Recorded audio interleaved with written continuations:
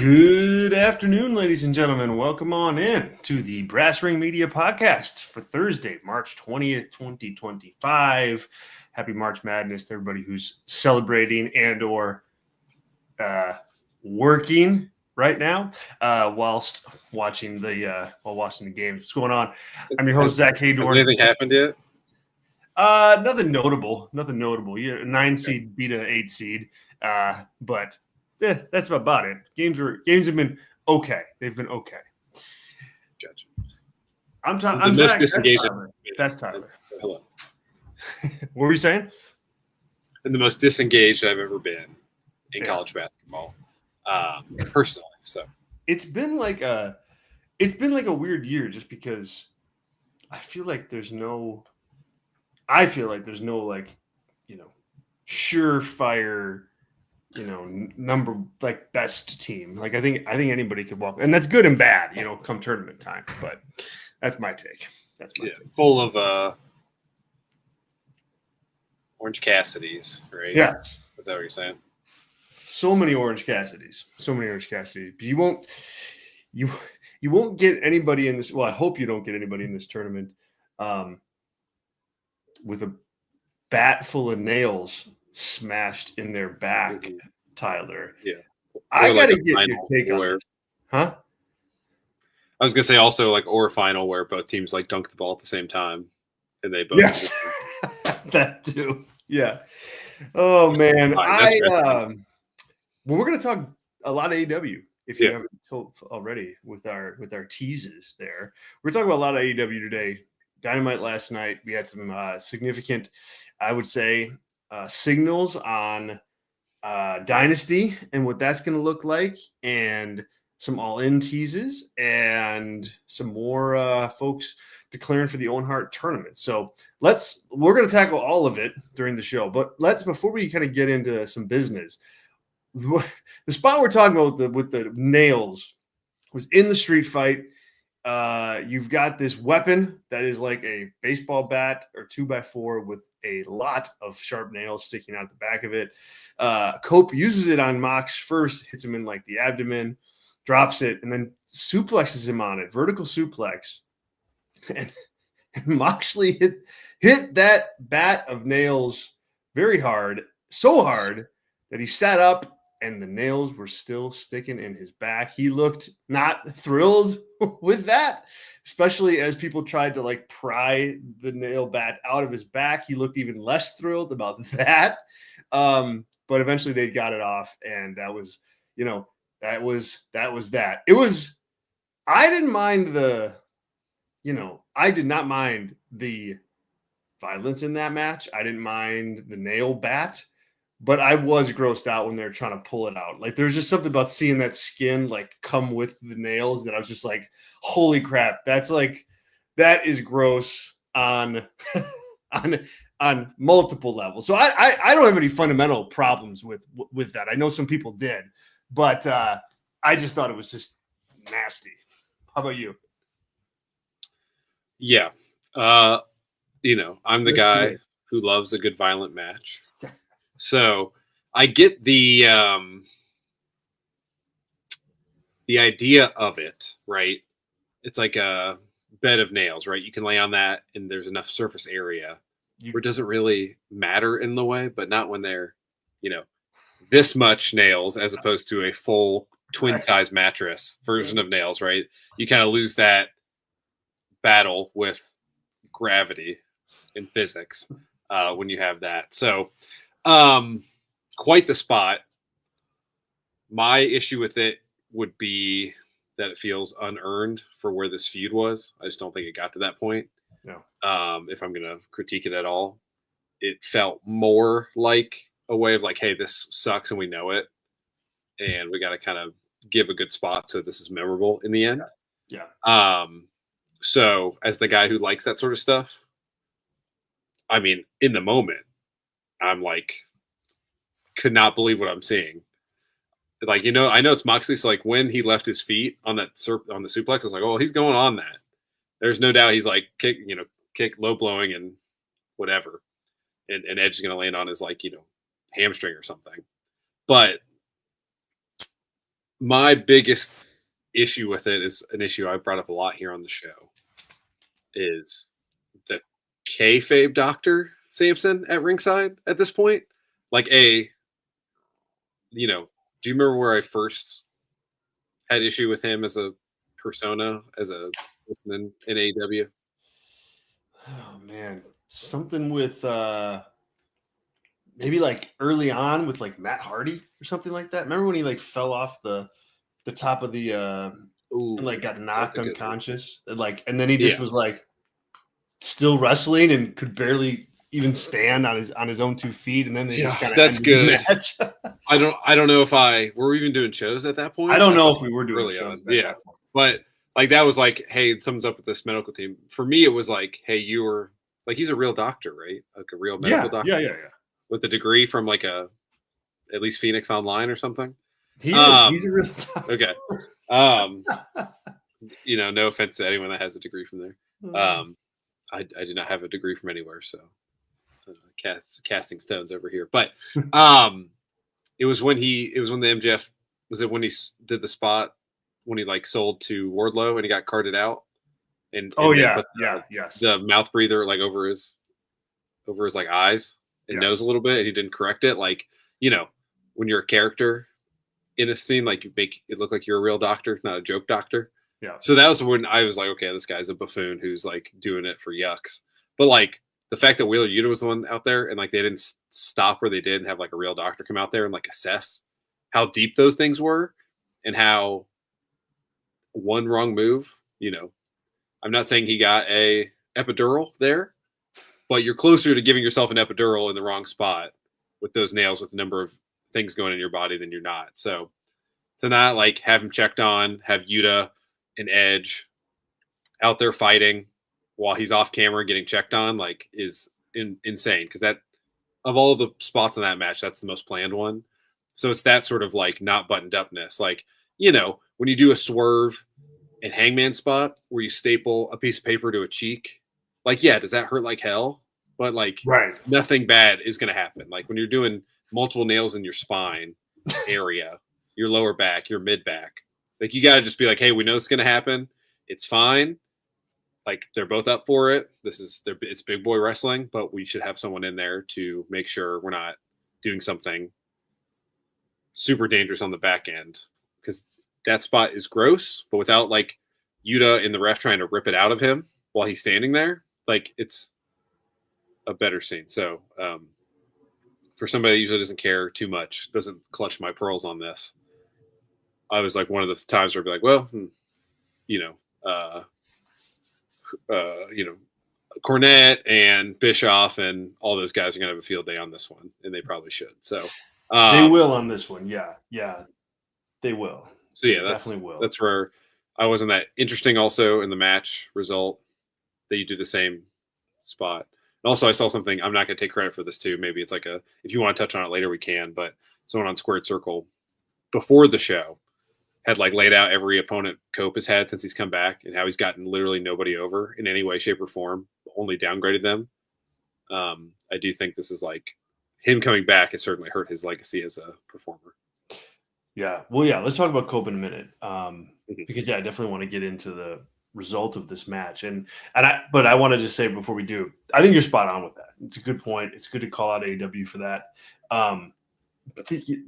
Like pulling those things out and then just continuing the match was like, when I was watching him pull it out, I was like, dude, what's preventing them from just like slicing open his whole entire back as they're yanking on that? Like, holy crap.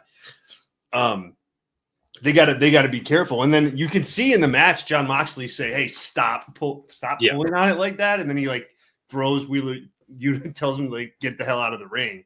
And I think Yuta at that point does go and starts fighting Cope on the outside to just distract from them trying to but in the moment you can see him like turn and go, I don't know what he says exactly, obviously, but it's clearly get out of here.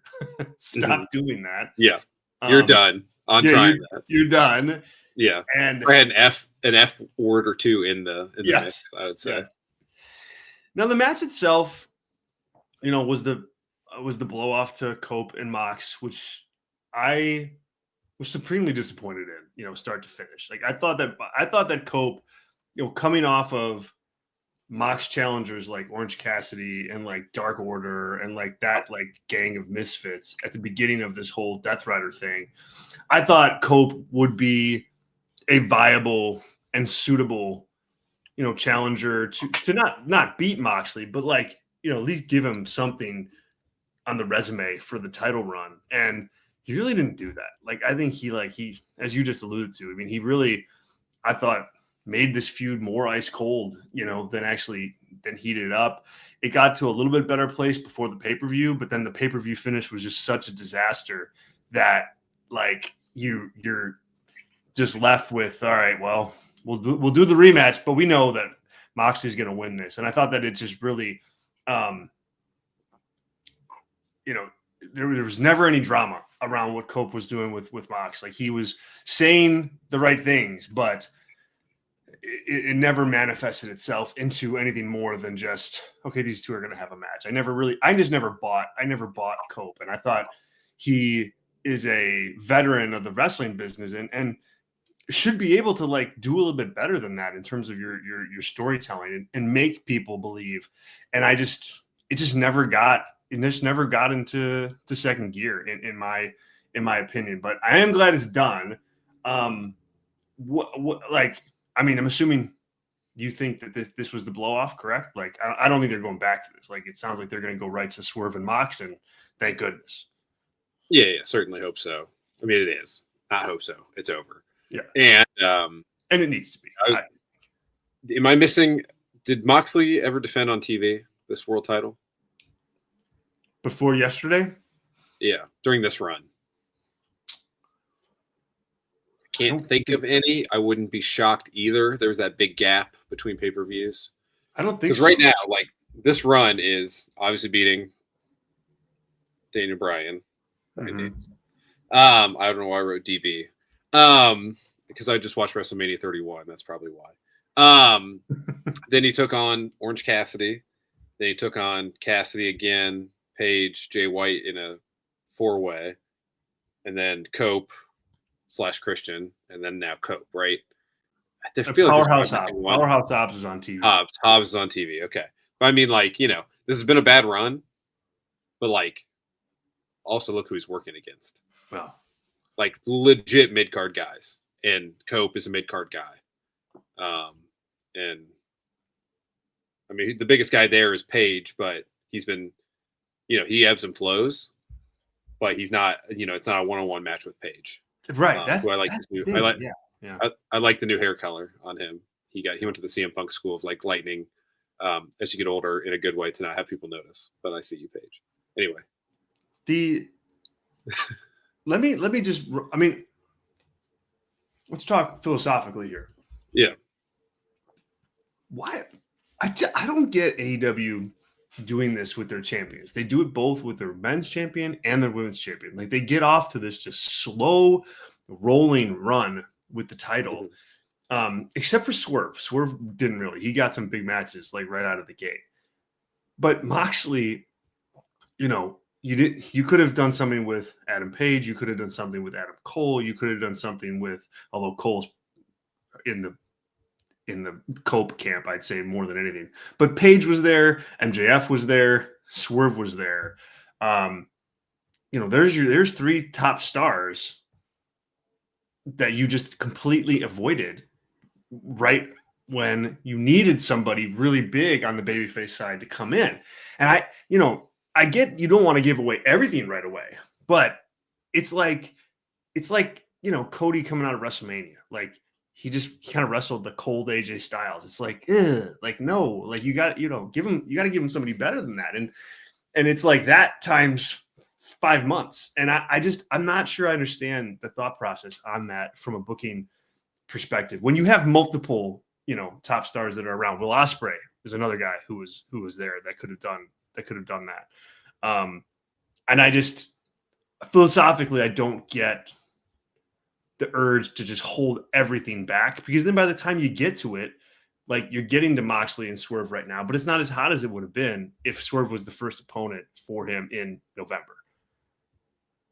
Yeah, 100%. I mean, I also think Swerve's run's probably the best run, at least like booked, of like top acts going against each other. Mm-hmm. Yeah. In company history. I mean, you can do that with, Jericho's run, Page's run, Kenny's run, MJF's run. Last week talking about being champion for 406 days. Like, what's the match in that? Yeah. Yeah. Because all of MJF's biggest matches I can remember are when he's not champion. So obviously him and Cole it all in, but not because that's like the greatest match of all time either. So, yeah, I mean, philosophically, that's an issue. And I'm hopeful that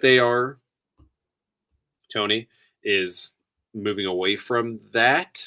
If Moxley wins at Dynasty, I'm less inclined to believe that because I'd rather you do, even if it's like a 2-month run for Swerve, if you want to make Ospreay the guy, you still make him a 2-time champion. He beats Moxley, ends that whole thing, and you can like do a blood and guts based on that with Swerve as your champion while Ospreay's doing his own thing. And like, I've never been a huge fan of like a coronation at a huge event. Like, I understand why you do it from time to time, but the Cody Roman stuff last year works way better, even though I had issues with it, because you're like, well, he lost last year, so maybe he's not going to do it, as opposed to like, oh yeah, he's definitely going to win. It's a coronation. The Daniel Bryan WrestleMania 30, right? You didn't think it was going to happen.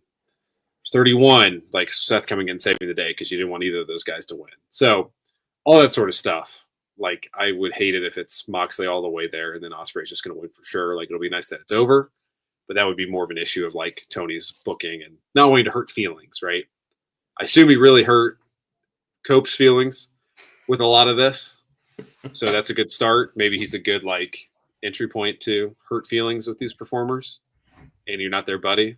Right. So that would be my hope going forward. But yeah, I mean, it's certainly an issue with both titles. Like you said, Mercedes, kid glove the whole way through. Tony has not. Mariah May, when she first Mariah was definitely kid glove. Yep. So it's like, it's when maybe the performers are like, for whatever reason, it's a combination with the performer like wanting to be protected and Tony abdicating to that.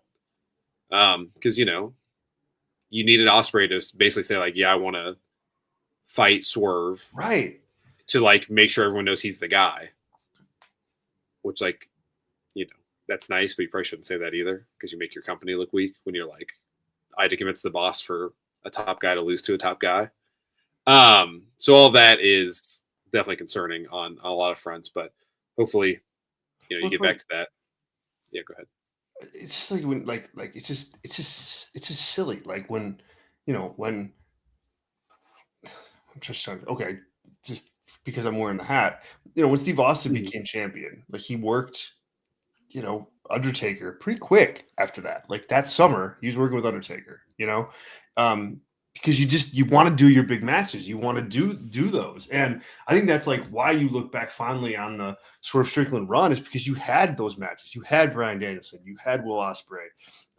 You, of course, had like, the Samoa Joe match, the title match. You had some big ones in what ultimately was a 4-month run. Like it wasn't that long of a title run. And, throughout all of that, you had top tier title matches. And I think that's you want to have the feeling that your tip top guys are wrestling for the world title, not on the back burner, just so they either A, don't lose their title match, or B,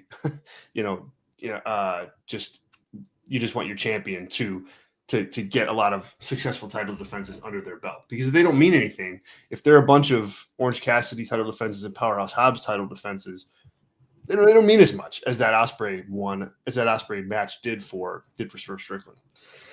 More on this in a minute. I also want to talk Dax Harwood here too. But this is the Brass Ring Media podcast. It is Thursday, March 20th. This is our second of 2 shows throughout every single week. We run all of our Brass Ring Media shows, our 2 podcasts, but then our team shows live right here on the One True Sport YouTube channel every single week. Make sure you are subscribed to that. You can also check these out as simulcasts, as just regular audio podcasts. Search Brass Ring Media wherever you get your podcasts, and our feed will come up, and these live shows will come right there. So if you're not a YouTube person or you want to check us out while you're on the road or something, you can do that. Just download us, Brass Ring Media, wherever you get your podcasts. Want to point you guys over to our Patreon, patreon.com/Brass Ring Media. We do offer membership for Brass Ring Media, and we offer a slew of exclusive member-only content there. We do a member-only podcast once a week. All of our pay-per-view and PLE review shows are done for our members and our members only. We have a Discord community for members and lots of other odds and ends stuff, including full access to our Discord community, or not our Discord, our Substack newsletter, and much more. So check it out, patreon.com/Brass Ring Media.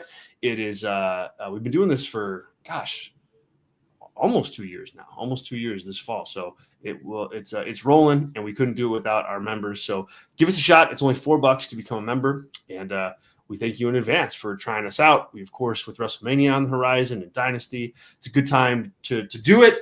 And I think we'll give you plenty for your dollars. So thank you in advance for that. Want to thank our Brass Ring Media Gold members, Sean Polita, Andrew H., and Adam Kidd.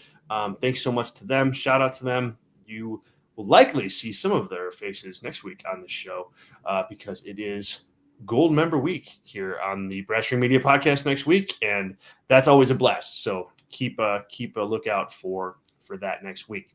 As far as today goes, thanks to everybody who's joining us in the live chat. We got Eddie in there, and Fernando, and Sean, and Zach, and all sorts of other folks as well. So jump on in. If you're listening on YouTube, hello, jump on into the live chat. If you're on Twitter, you can jump on there too. So do that, and we'll try to get to as many comments as we can. I do have super chats enabled, so if you want to make sure to get your question or topic or rant read live on the air here, please leave us a super chat. It helps keep this ship moving forward, and we do appreciate it. Any contribution amount helps us out. Let me get to some live chats here, just so I don't fall too far behind. Sean, our gold member, says Dynamite wasn't great for me. The Mox crap was awful, man. Stop with that stuff. That could have hit his spine. Yes. Dangerous. They had a couple dangerous bumps on the show this week. We'll get to too. But yeah, Sean, good point. Definitely agree with that. And thanks for jumping in there and making a comment. A lot of talk in the chat here about Megan Bayne, which we'll get to as well. And yeah, so good stuff. Let me finish this chat that we're having about the world title picture. So you talk about Cope and not getting anybody over. Like, dude, what do you do with him now? I mean, so he's had a world title feud. It totally fell flat. You've already done the Christian Cage matches. That was what it was and was fine for what it was when it happened, but nothing that I feel like people are like dying to go back to. You didn't do a Jay White turn, so you don't have that feud there. Dax Harwood kind of got in Cope's face and just kind of dismissed him and shunned him after the loss. I mean, I don't know what you're supposed to pull from that, but that certainly happened. You know, what value does Cope have to Tony Khan at this point, with this being such a flat run of him at the main level in your company? Yeah, when did he come in? Were we like halfway through a 3-year contract? Probably, yeah. Without injury time. He missed a lot of time with that injury. Yeah, so. Which I'm certainly not holding him. Hopefully he got paid during injury time, so I wouldn't have to keep him longer if I'm Tony. But that's where I'd be at. I'd be like, not an asset. You were like, is he Matt Hardy level currently? No, but damn, he's close. Like, he's pretty much like, I don't care about anything he's doing for me personally. And I think, I don't know Tony personally, but I think Tony and I like a lot of the same stuff in pro wrestling. And I totally don't care about anything he's doing. So I'm sure Tony's not super into that. So, ideally, I mean, if you want to go like scorched earth and like I'm kind of serious about this, is that I'd probably have him and Jericho fight for the ROH world title. Oh my god. Have they worked together? Like, I'm sure they have, but like anything major that I can think of back in the day? I mean, I'm sure they've done stuff in WWE, yeah, but like nothing like world nothing title major. wise, right? No, Yeah, no, like no. maybe like a random like Jericho tag match on Raw or something. But yeah, I mean, that could kind of be your like senior ex-WWE guy title if you do that, start doing that way. And yeah, like do that stuff. You do it on Collision, but like I'm like not joking that I think like you might be able to get, and you have a bunch of young guys around them. But besides that, like Edge and him or Edge and Christian doing a tag team together. That's what like, yeah, I mean, I think they both have so much pride and ego that they don't want to do that, but that's why you got to be a boss and do that. Besides that, it's like there's no young guy that is worth risking their ability to get over with him, right? Like the only other thing like outside the box would be like if, let's say, MVP and MJF become a unit and he leaves Bobby and oh my gosh, and Shelton. Maybe like you put Cope with them as like the third guy to be like the legend guiding them sort of thing. But that's like 17th option to like, and then I'd be worried about what you're doing to that team that's actually over. And what is Edge doing in that capacity? And are they fighting for the trios titles, whatever? So the fact that like I have to waste any time thinking about this as a booker tells me like he doesn't need to be around. I've got so much stuff that's working that, yeah, I'd be like, go to TNA if you want to keep working, basically. So, yeah. The hard I mean, I don't know. Well, it's tough. I mean, it's hard. He's just not generating, enough of a crowd response, enough intrigue. He's not doing it in the ring. He's not bringing it on the microphone. He's really just batting zero as far as that goes. Like he just does not.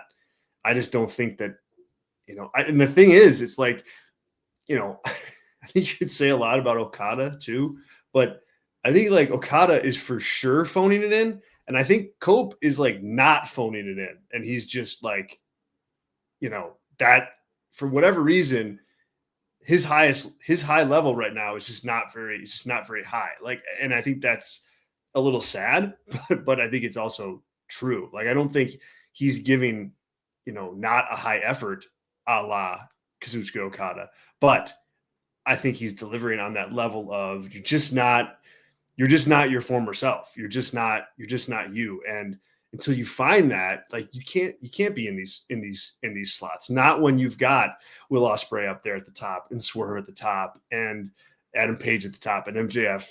There's not a place for you there. And that's where he is. And it can be a bitter pill, but to me, you do Edge and Christian. I think that's what you do. And I think that if, you don't want it, like, too bad. Like, there's value in that. Are they heels or are they doing flash photography and dumb glasses? No, I don't think so.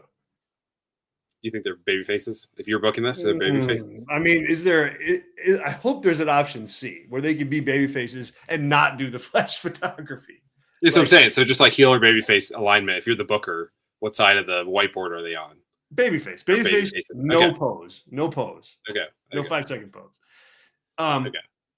And maybe we just had somebody say this in the chat, so I'm taking words out of my mouth. Fernando says, Cope and Christian will get back together and feud with FTR. That works. I mean, that's a cool tag match. It's mid-card. That's where those teams are. And so I think that works if you have to keep putting Cope on television for whatever reason. That's what I think you do. I think anywhere else, he hurts you. He hurts you at this point. You just haven't seen enough from him that tells you, hey, he can bring it at a high level. But I think he can do a nostalgia tag team with Christian. To me, that works. Do you know who Cope reminds me of?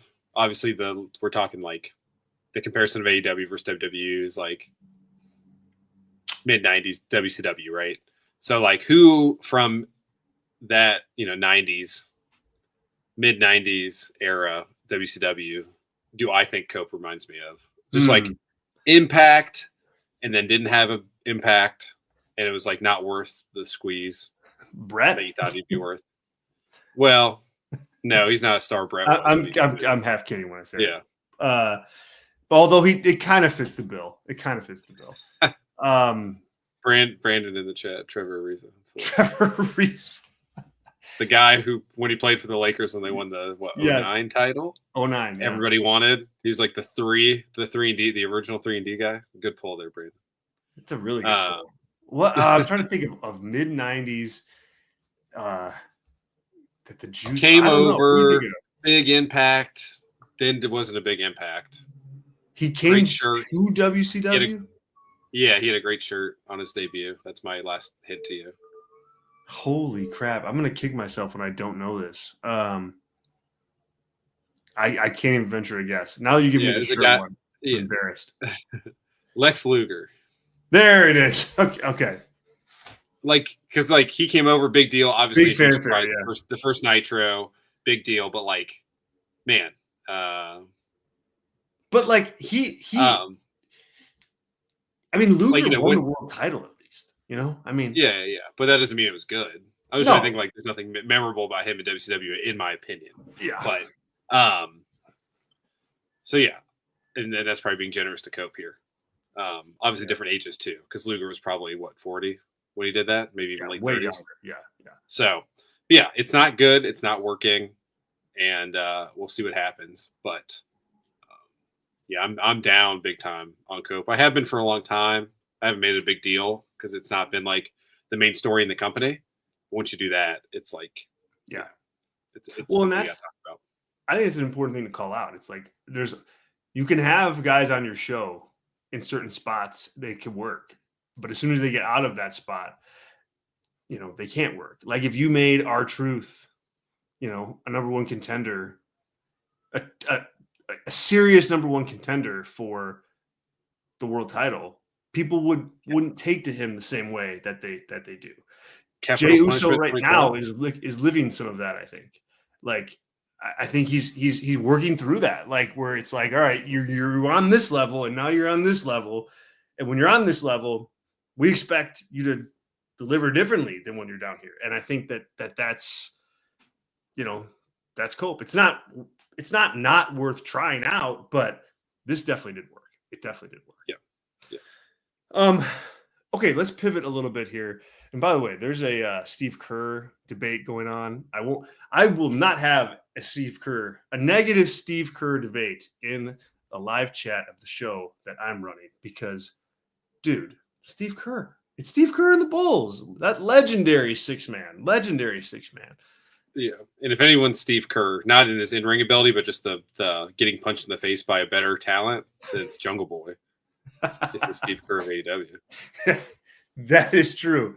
Although, not talent in the ring versus on the court, just getting punched by, a legend and having that be his legacy.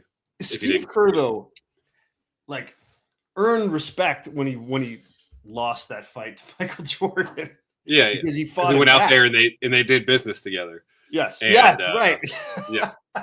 Yes, good point. Yeah, he wasn't around. He stuck around. Yeah, it wasn't a press conference where he's like, "It's just practice. Don't punch me in the face." Right. In front of everyone, and then MJ got pissed about it. So. Oh my God, I love it. Oh man, who would have had a Steve Kerr on the list of things we were going to talk about today? There we go. Sean here goes. Kerr made some big shots. It's all that matters. Yes, 100%. Andrew H, our other gold member, or another gold member, is in our chat defending Steve Kerr. It's good that I assembled all of our members to defend Steve Kerr here. Sorry, Eddie. It's good we're blending the NBA talk because my Cavs are very good. So get ready for playoff Cavs talk by Tyler here.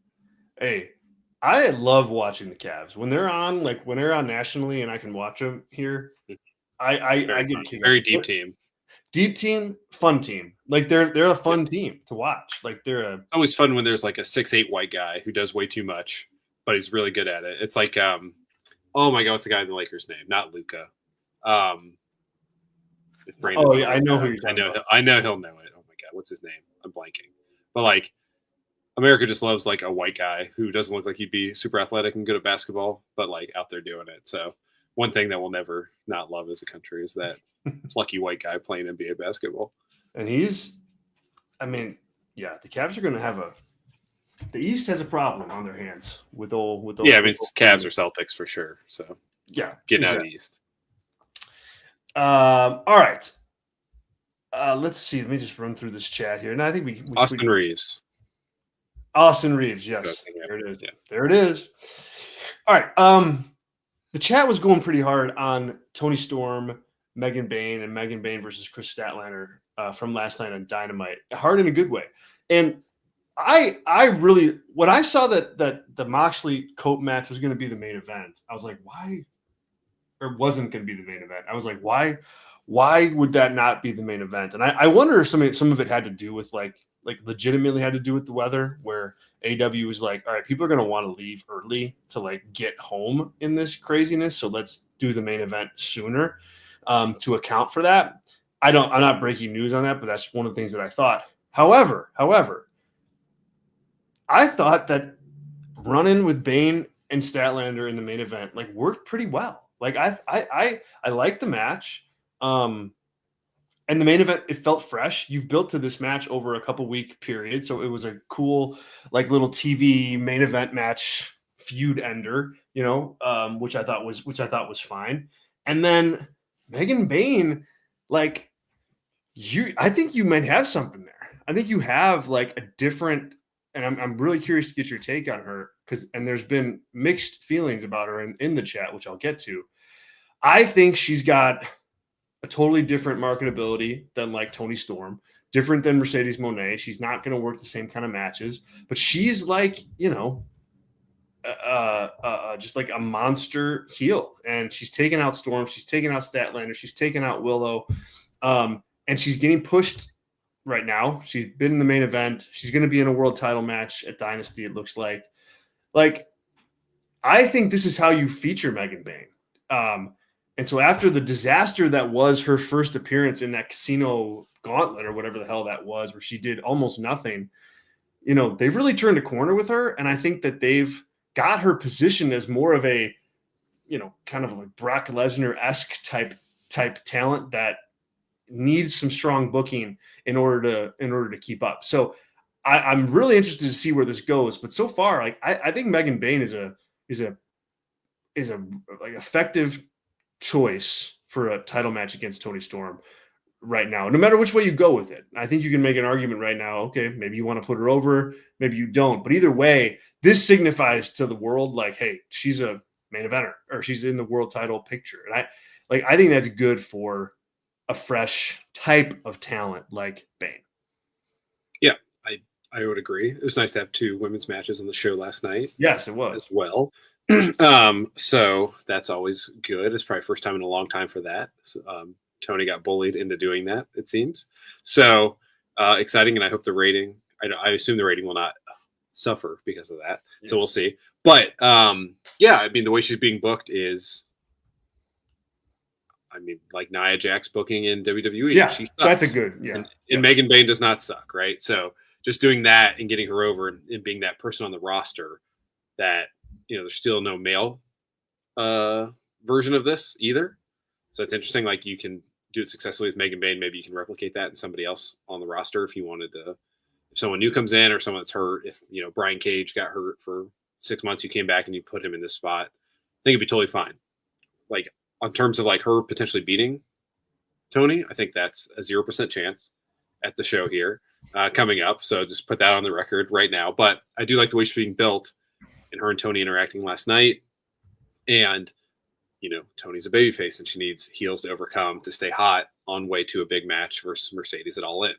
So there's ways to go around here where, you can have Toni beat Megan Bayne. And then what if Megan beats Mercedes at some point for that TBS title? So you don't have a weird unification match where someone just drops it in XT style. And, you can protect Mercedes in a way there, but she can say, hey, I beat Mercedes. And then you move Mercedes up the card. Megan Bayne is just destroying people that she should be destroying, like she did last night, like a Chris Statlander, like Thunder Rosa, like,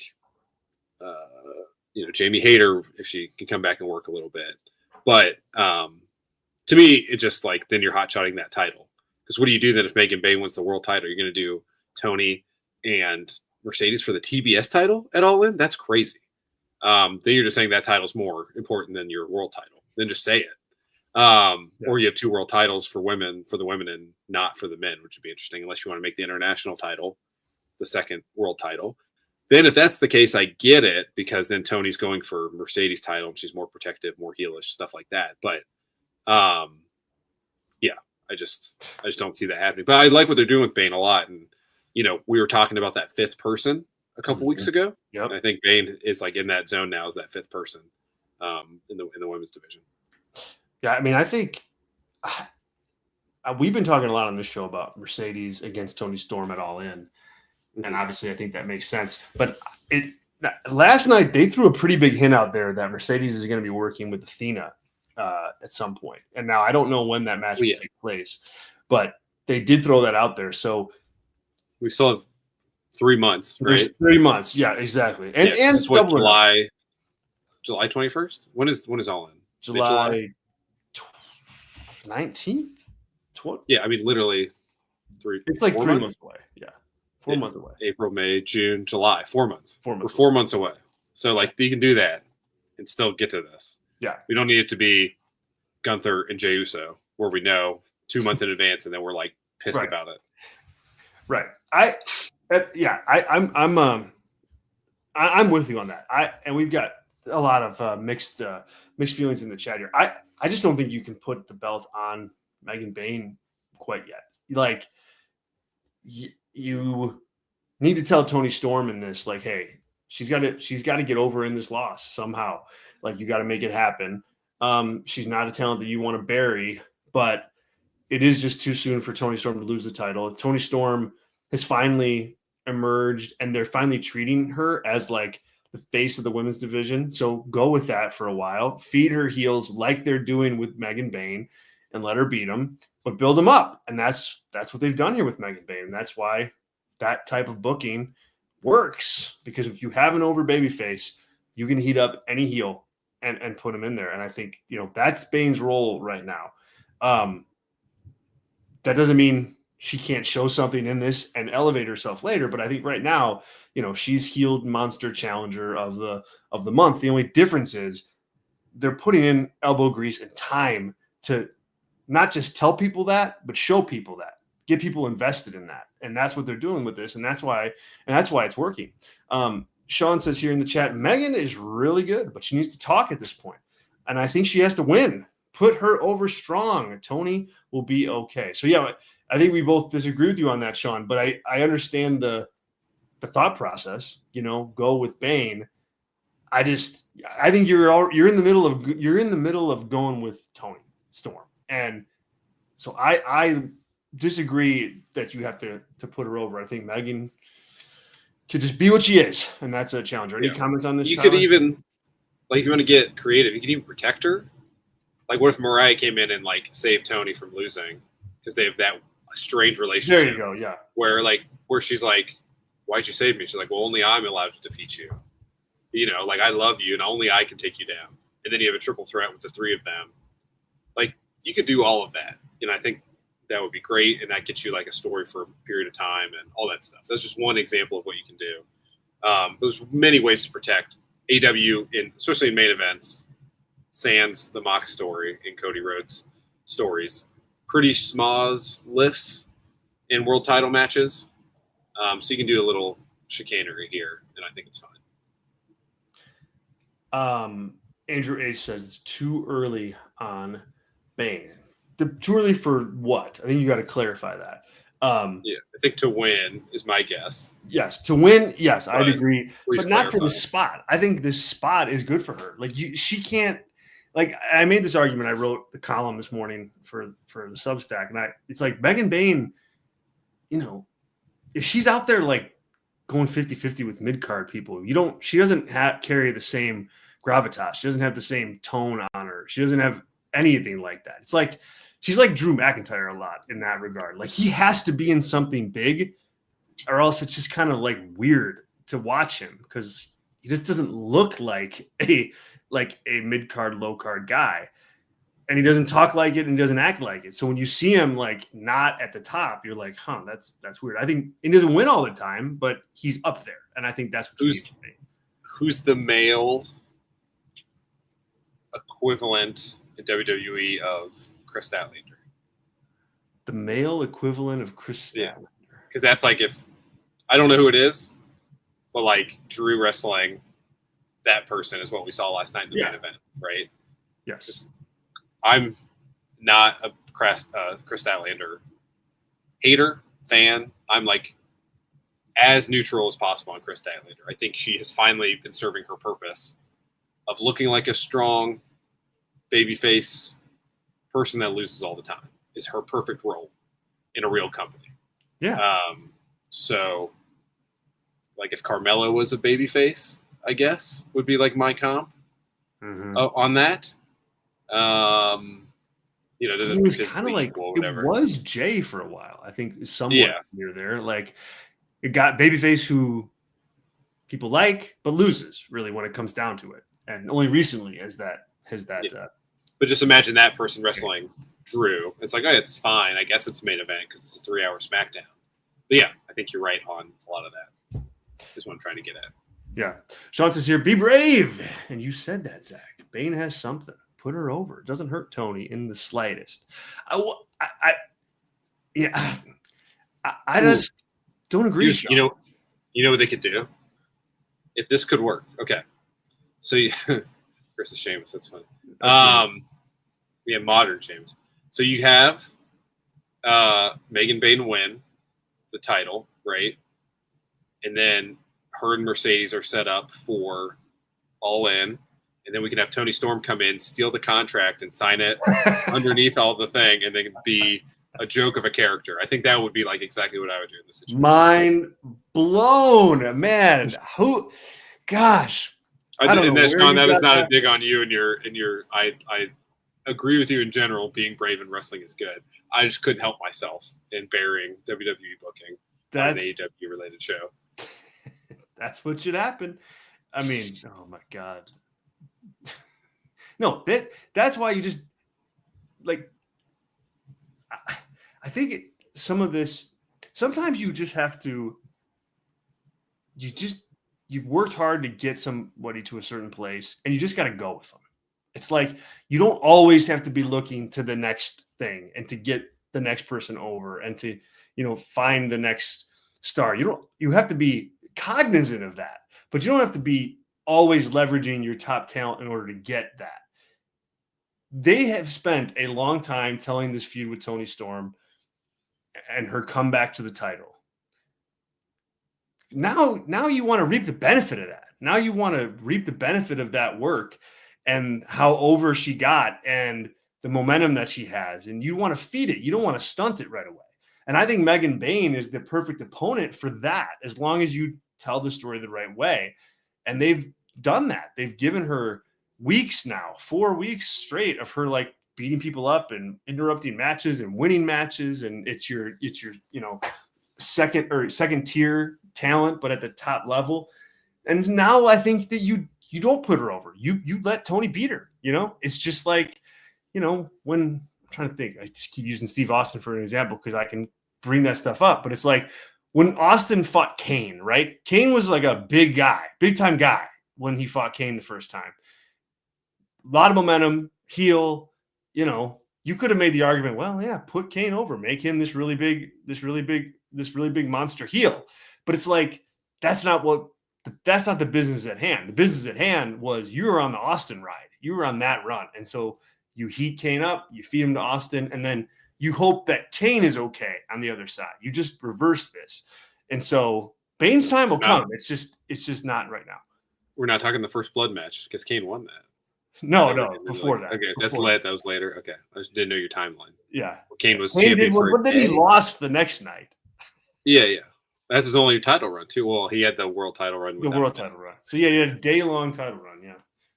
And Austin said, "That doesn't work for me, brother. Give me that thing back."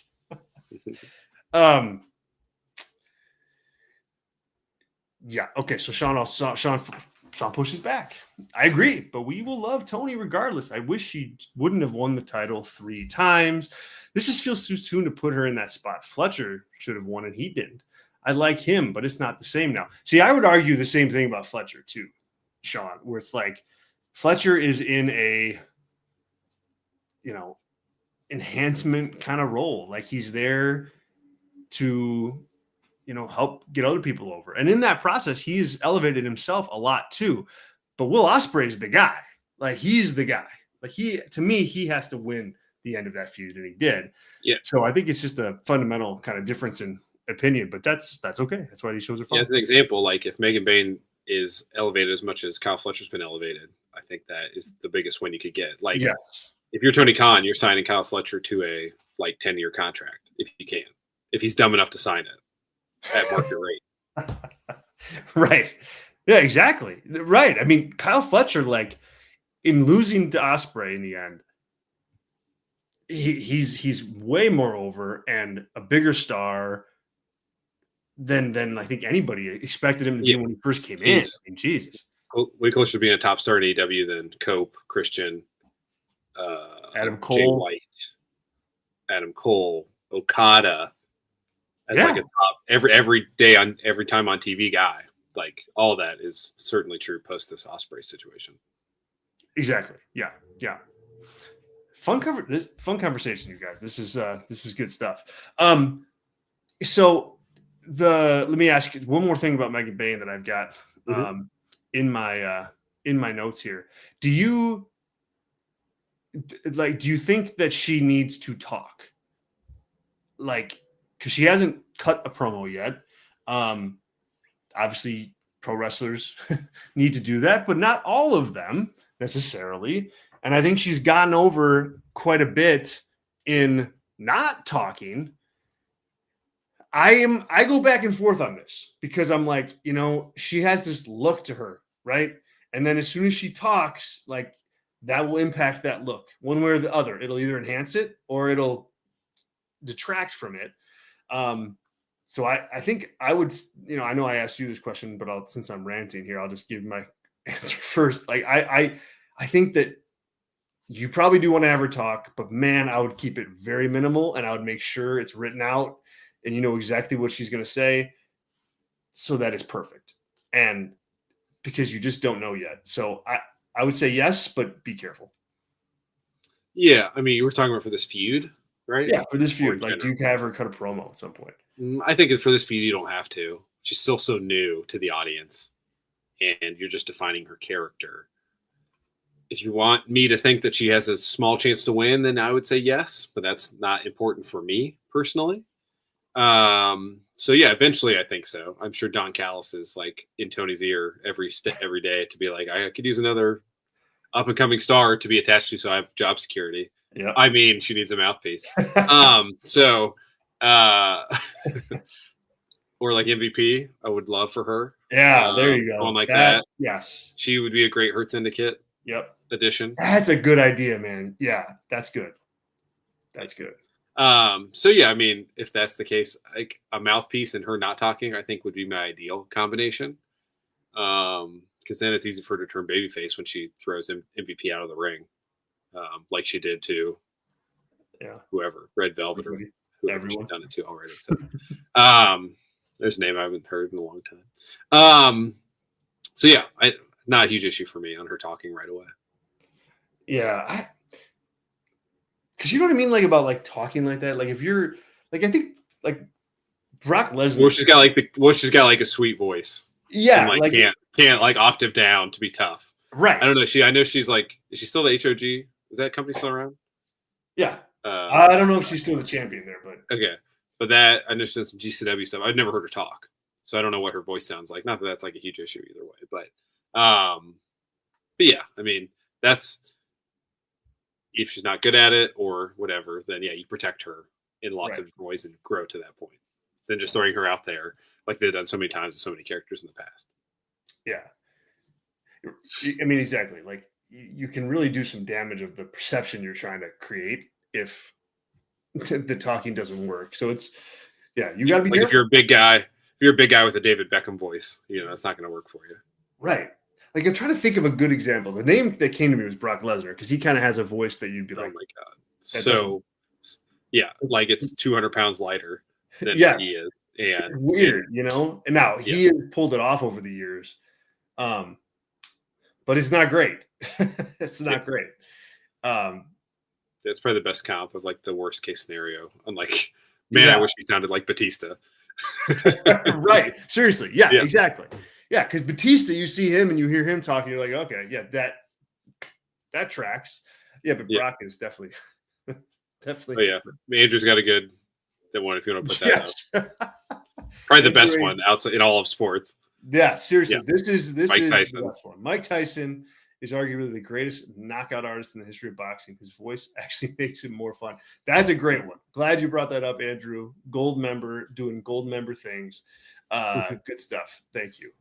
Because that's perfect. Okay. Last topic. The Mercedes Moné, or two quick topics actually. Sure. Mercedes Moné and Billy Starks yesterday. I thought the match was really good, and I also liked that it didn't go too far because you know you're going to want to go back to this at some point. They left something in the tank. I think it's smart when talent does that. I give credit for AEW to trying to introduce Starks to the audience, before the match. I thought that was, a hoop that they don't normally jump through that they did. So thumbs up there. I thought Mercedes Moné took one of the scariest bumps that I've seen in a long, long time with that thing where she was on top of Starks' shoulders and then she jerks herself down. And the way the camera shot it, you didn't see her hit the mat, and for it to work, your head has to tuck, and you also essentially have to do a very, very fast and jerky somersault. And I'm just watching that, and I'm like, oh my god, what? If you're off by an inch, you're screwed because you're just going so fast that you could plant your head in the ground. So I thought that was a really risky spot, but she looked okay, obviously, and that's good. The Billy Starks thing, I think they have a long way to go. I think she's got some talent, clearly, but they've got a long way to go to get her into a position where I think she can contribute regularly to the show. As much as I like the match, I think that's the reality. For sure. One thing, jokingly, did Nick Wayne get bad grades in high school? Because they never talked about him and his grades in high school when he was signed to the team. So just keep that in mind.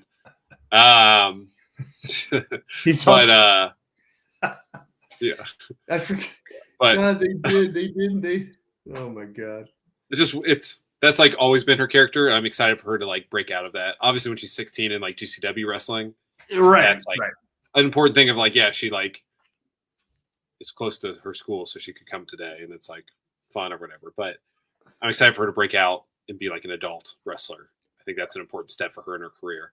But her on TV, her getting signed as quickly as possible, to me, is the ramifications of fumbling on Roxanne Perez.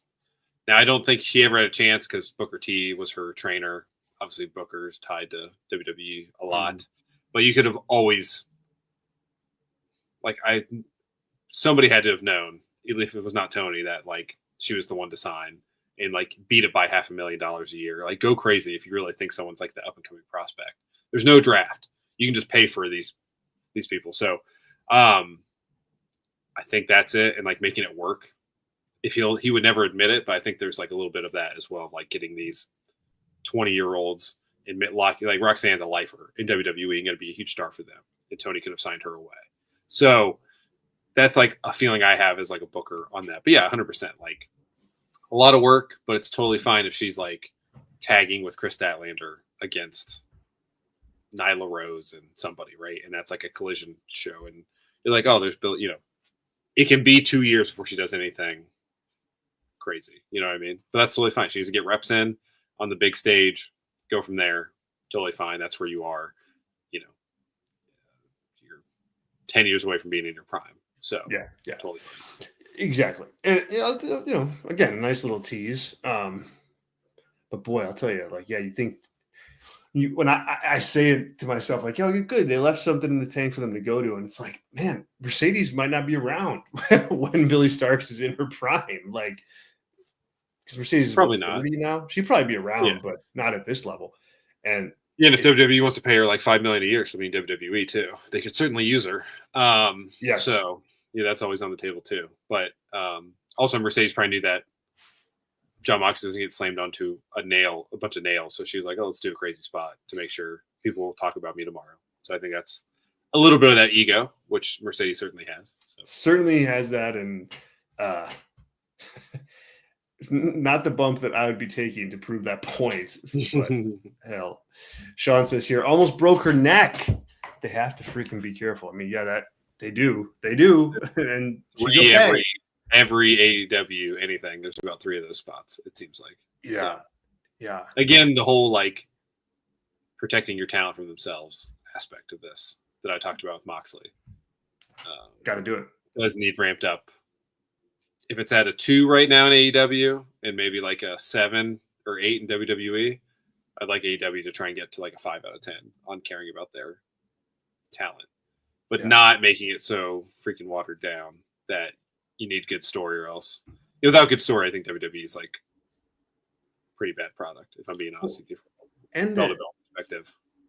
I've not been impressed with like a match in WWE in a long time from like a long aspect, like in general, especially if you take out like any kind of like, storylines. I mean, if there's like a non-storyline thing, right? Like the Seth and Punk thing was a fun match, but then you have a finish that's makes you forget about a pretty solid match they had. You know what I mean? Stuff like that. Yeah. Not just like a straight up match, bell to bell, no anything else. The thing is with AEW, it's like if WWE is at a 3 on that scale, AEW is at a 9. So like if you take it down to a 6. Yeah. The reverse, you're saying, of like having your guys kill each other. Yeah. Just take it.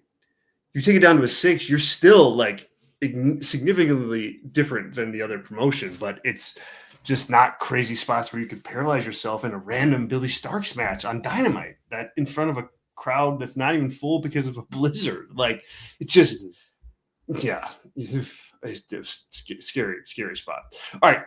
Last comment, last thing. Adam Page last night declares for the Owen Hart Cup tournament. Dude, I'm liking where they're going with this so far. You've got your big stars declaring, you've got Will Ospreay in there. You've got Adam Page in there. It'd be great if MJF jumped in there now and joined that tournament. I think that you put those 3 guys in and you have the makings of a pretty, those 3 guys in the tournament, Mox and Swerve wrestling for the title. The tournament takes on a whole different meaning if you have all of your premier level guys in it. And so maybe Okada joins it too or something and does a job, on the way to Kenny at All In. Like, I like where they're going with this, and I've been arguing for this for a while. Like, get your actual world title contenders in these tournaments. And so far, I hope they keep going with it. But I've liked how they've set this up from a booking perspective going into this. Agreed. I mean, you need one more person. I think you have 2 semifinals on the card probably, or maybe not. Maybe do opening round matches. But, there's a way to get your big talent in the ON on pay-per-view. Hopefully it's not like a semis and then the final is on the same show. I kind of hate when a tournament does that. But, 100%. And that's, it makes so much sense for Swerve to win the world title for many reasons. Just the momentum of the company. He's a talent that deserves it. People like him. They're going to cheer for him. If Page and Ospreay are your 2 guys most likely to win, they both have a reason to be in the main event of the biggest show of the year against him as a world champion that you can build to and people be very excited for. The quality of the match, the story of the match. So, and if you, I'll let everyone know now. Like, if Moxley beats Swerve, it's gonna be a pretty depressing Tyler like crapping all over AEW for a week or 2. So just be prepared. Man, I think it's a horrible decision if they even think about doing that. I know there's like heat, but What's that? Go ahead. When does Darby get back?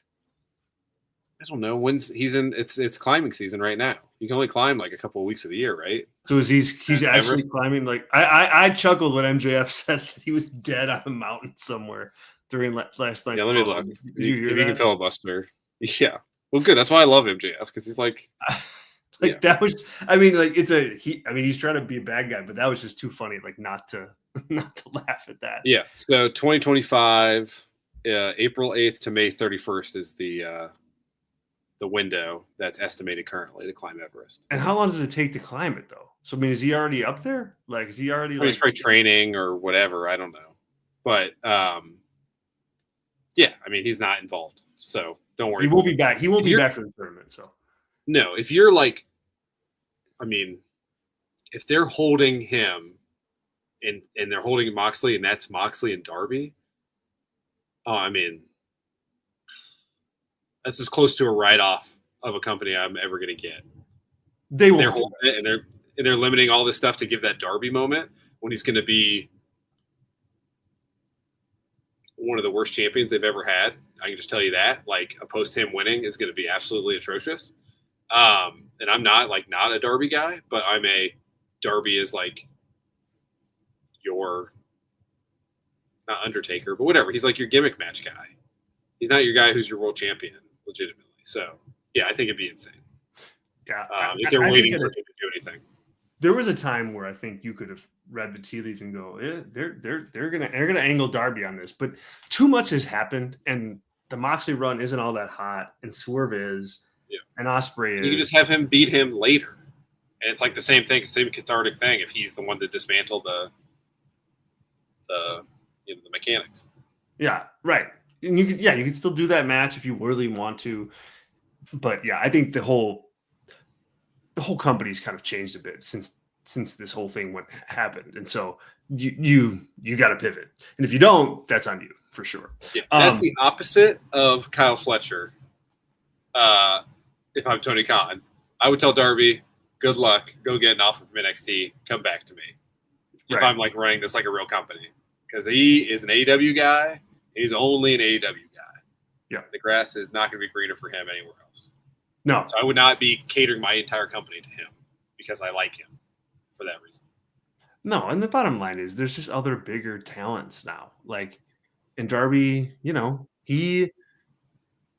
if he has like a Sami Zayn type run in AEW, like that's really good for him. And that may mean he doesn't ever win the world title, but it means he does a lot of other cool stuff and a lot of other good stuff, and that's great. But you can't put him in there as world. We book just to do it. If we book Steve-O and Darby at All In, I'm in. There we go. Oh God, don't even. Hey, maybe it's Darby against Boom. Big Boom AJ. Big Boom AJ. Good luck to him. Yeah. Good luck to Darby. They're gonna get Sammy could do it. A big custom double chunk chocolate cookie and slam him right through it. That's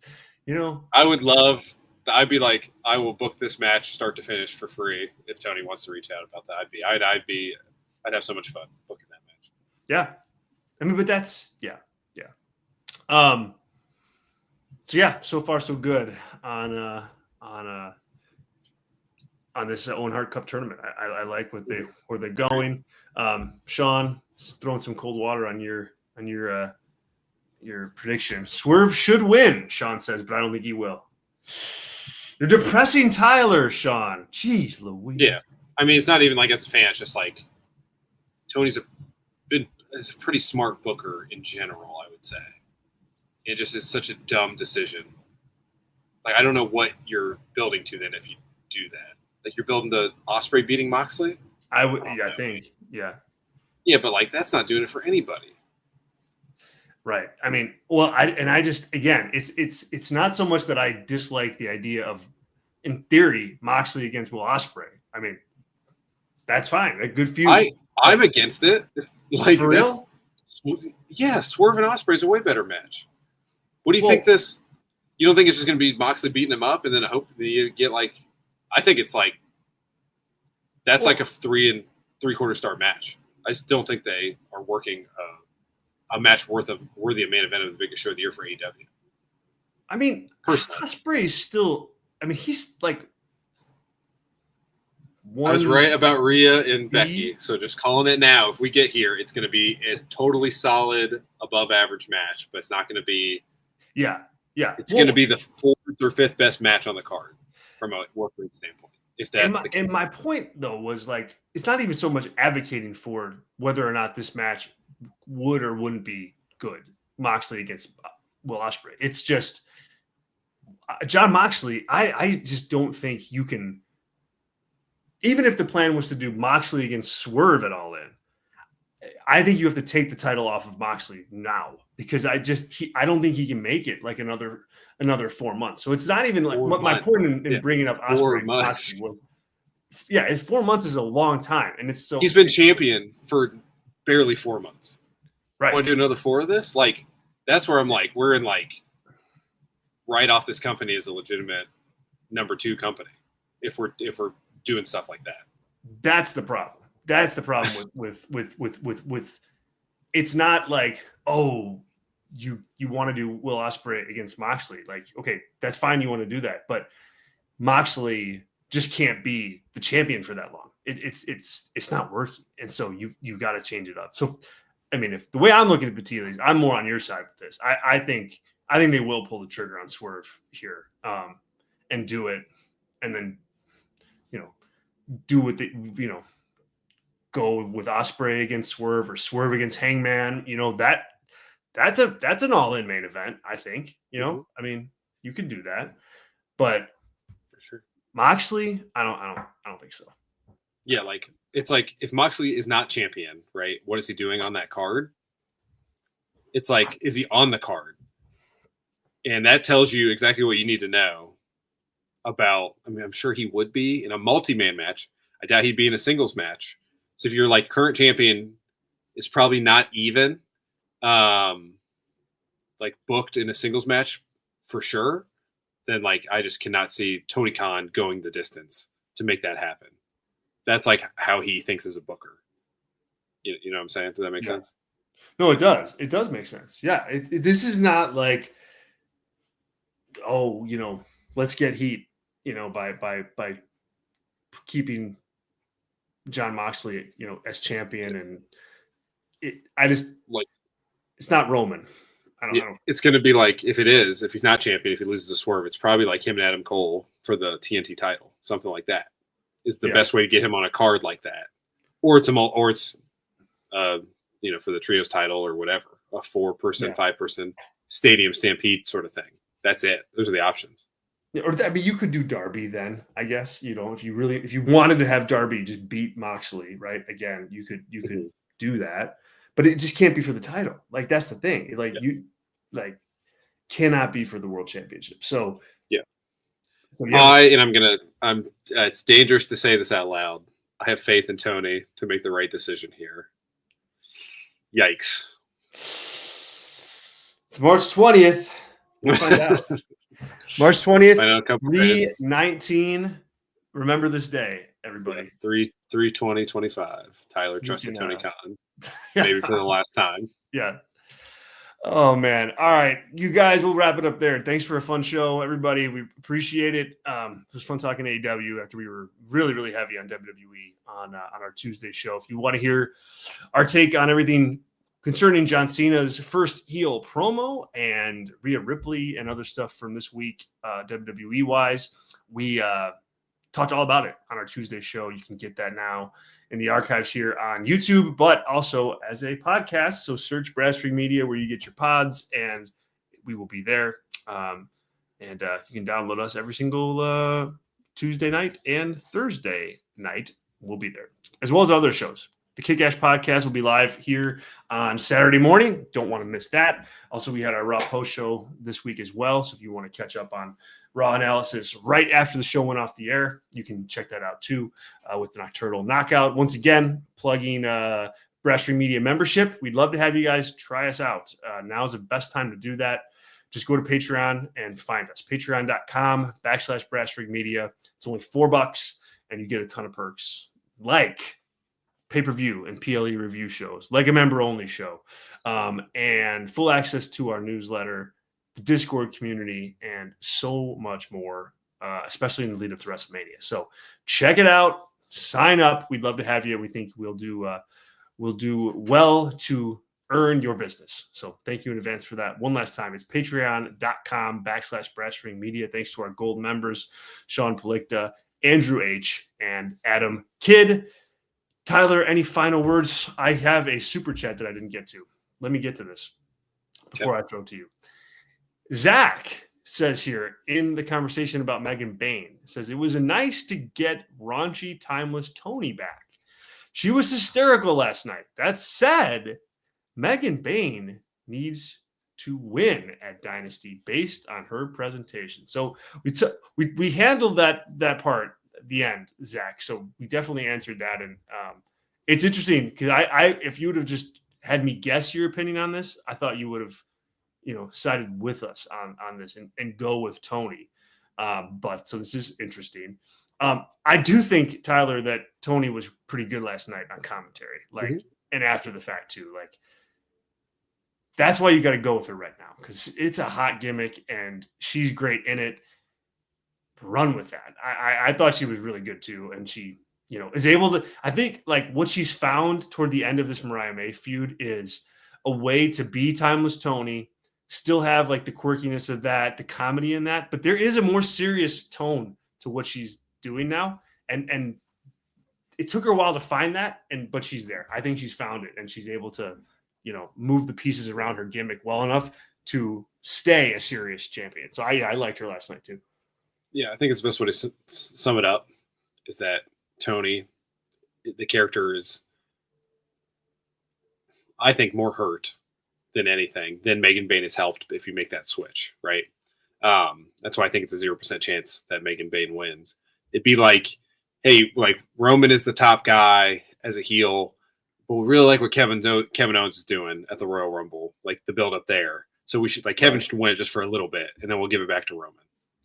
That's how literally I feel about this run for Toni. Yeah. As the most well-defined, female character in the company's history, and the only world champion that you can get behind as a top act.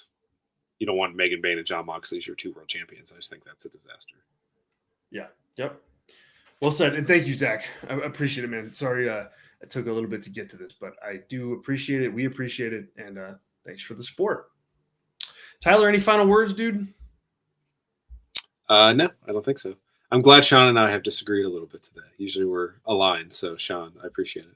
Yeah, it is fun when we get a mix of opinions on the show, and we definitely had that. Which is good. That means good stuff is happening. If we can if there's 2 sides and you can argue them pretty strongly, I think that's when wrestling's at its best. Yeah, absolutely. And it's certainly when the discourse this is at its best. So thumbs up and keep bringing it, Sean. All right. Thanks, everybody. We will talk to you all very, very soon. Have a wonderful rest of your Thursday. Hope your brackets stay intact a long, long, long, long time. And we'll talk later. See ya.